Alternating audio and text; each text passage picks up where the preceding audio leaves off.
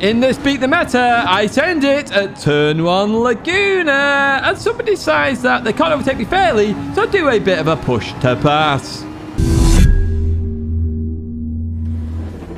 Hello everyone and welcome back to a Beat the Meta video where I'm in a car you forgot about. Yes, the Toyota FT-1. Yes, there are 2 Toyota Group 3 cars. In fact, no, there's 3, isn't there? I forgot about the Super GT car. Even so, we're in the FT-1. Okay, a car that used to be such a strong car in GT Sport.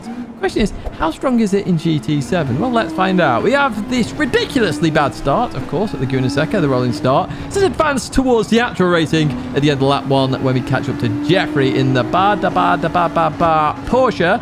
We've also got McDonald's there. I don't know whether that's an actual song or not. I have no idea. Anyway, we overtake somebody who, I think that was Leadfoot, with a bit of a lead foot there. We overtake them and head up into P14. Now we're in the thick of the action here. You can see already the FT1. Quite good in a straight line here, and it revs. Look at the rev range there, the RPM down that bottom right hand side. 12,000 RPM on that dial.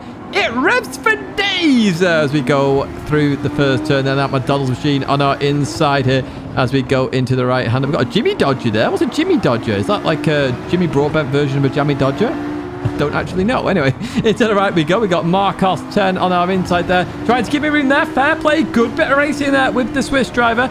As we head towards this left-hander, I'm on the inside now. The Porsche trying to go around the outside. Good overtaking spot actually around the outside there, if you can nail it. As we go through there, I think they got a bit of oversteer then, and we're going to try and keep that position then as we head towards the kink. One of the most dangerous kinks in racing there at Laguna Seca, and we nail it this time. Jeffrey doesn't. Jeffrey has to salt massively there because of TB77. So we're going to try down the outside and the corkscrew. A very dangerous move here as we go into here. There's a slight tap between us both. Fortunately, I won't get a penalty because there is a slight tap there. However, we are still side by side. We head into this left-hander and Jeffrey. Oh, Jeffrey's over the sausage. Oh, Marco. What good opportunistic driving that was. Marcos taking that position from me. About down to P15 here. What is going on? I want to go up, not down. I want to go up. Come on, folks. Let's get this sorted. Right, okay. Through the left we go. Continue on out of there. And off we go again. Let's advance towards the corkscrew again. Lap number 3 this time. As we head into the braking zone we go. I'm looking to get a good run through here. Through there we go. Oh, Marcus with a bit of oversteer. We get a bit of oversteer then as well. Now, this car, very susceptible to power oversteer. Oh, Marcus just turned a bit too much. I was there. Marcus heads off then. And we're going to take that position. That is a fair move. I was there on the inside. I kept to the inside there. They just turned in a tiny bit too much.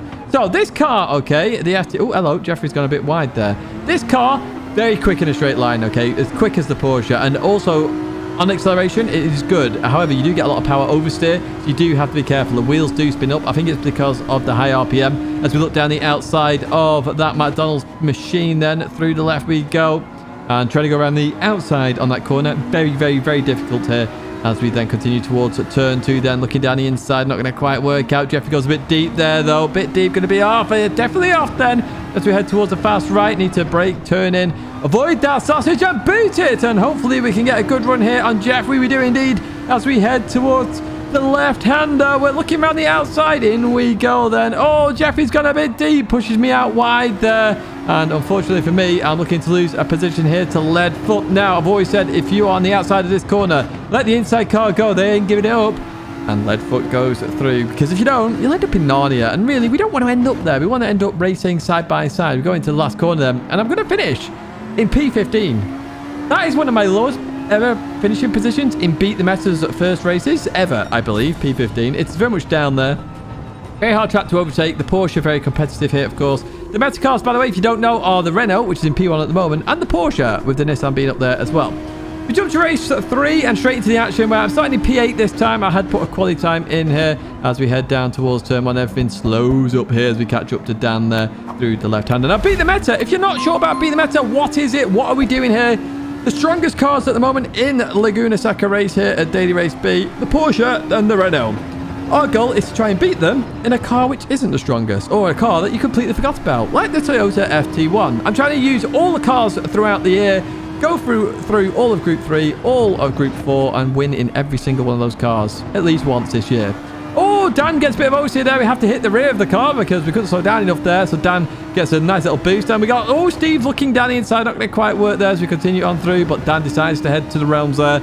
Enjoy your building sandcastles in Narnia there. I'll take P7. So it's the goal of Beat the Meta. Beat the strongest cars. You know, it's about beating the strongest strategy, which is using the Porsche. As Heat on 93. Oh, catches it, but we take the opportunistic move there. We're up into our favorite position. That's P6. So P6 for us then as we head towards the end of the lap. Then we got Uncle Bob. We got Tomko there off in the gravel. So Uncle Bob goes through here. I'm looking to get the job done as well down the inside of the Falcon Porsche then through. We go up into P5 then. As we head over the crest of the hill and down in towards turn 1 where I'm going to stay on this inside. You clip the curb, you go out a little bit and then come back in to clip the second curb and boot it out of there. Trying to avoid that oversteer as best as you can as I get a little bit of a twitch. So lap number 3 about to begin. Heat on 93 right behind me here. I've lost a bit of gap to Uncle Bob here as we head into the braking zone. Heat on 93 looking down the inside just there, but I go a little bit deeper here. I was in the wrong gear completely there. I was meant to be in first to second, not second to third. Leaving that corner then, we're still side by side. Then the Gulf Machine versus the FT-1. In towards the right we go, still side by side. Beautiful bit of racing here between me and Heat on 93. A shout out to you as well. You said hello in the lobby. I love it when people say hello. Now the Falcon Porsche just pushes Heat on 93 through and off into the realms there. As we go into this left-hander, the finish driver's going to do the exact same to me. Just push their way through, push me off line like that. That's not good racing, Tomko. Unfortunately, that is bad driving. Very bad driving. Some would consider it dirty, but I'm going to consider it bad because you leave me a bit of space as I choke up there, as a bit of karma returns to you there as we go through that right-hander. But I would say that's bad driving rather than dirty. So heading towards the king then. Through we go. Uncle Bob just struggling a little bit there. Going to have a good run on Uncle Bob. Not officially my uncle, by the way, but, you know, shout out to Uncle Bob here as we head into the left then. In we go side by side. Unfortunately, the little crest of the hill is going to send Bob round for a spin. So Bob finishes away down the order. I finished P4 in the end. My old favourite position, P4. Got that many times in the World Finals, P4. Not quite podiums. I got 1 in the end out of all the times I got P4. Anyway, let's jump to the next race, which is race number 4. And we're starting P3. So we've advanced a bit further there. 21-2 we're starting off with this time in race number 4 in the Toyota FT-1 as we head down towards turn 1. I'm actually catching the Porsche here. Very good at the starts, the FT-1. And I think you guys should try this car out. It's a better car than you realise. It is a good car, this, as we go through left. And I know the Supra is a strong car, right? Okay. And I know we're in the FT-1 and you probably prefer using the Supra over the FT-1. But just try it. It's a nice car. It sounds good, feels good. Bit of power oversteer. That's all you've got to worry about. We advance to lap number 3 where nothing much has changed here. The 2 leaders are fighting though, which does mean I've got every opportunity here to try and win this race as they go side by side through turn 1. Beautiful racing between the 2 drivers there, the Austrian and the French driver, as we head towards the right-hander. Going to chuck it in very nicely indeed. Continue on through. Short shift there into 3rd gear as we head towards this right-hander. I'm about to show you the problem with this car. As we boot it, we get oversteer there. Try and catch it. Oh, we catch it just there. Heat on 93 goes on through. Up it's P3. We dropped to P4, but we had a huge gap then 2 further behind as we go into the right-hander. And unfortunately, the Austrian clips a sausage, I believe.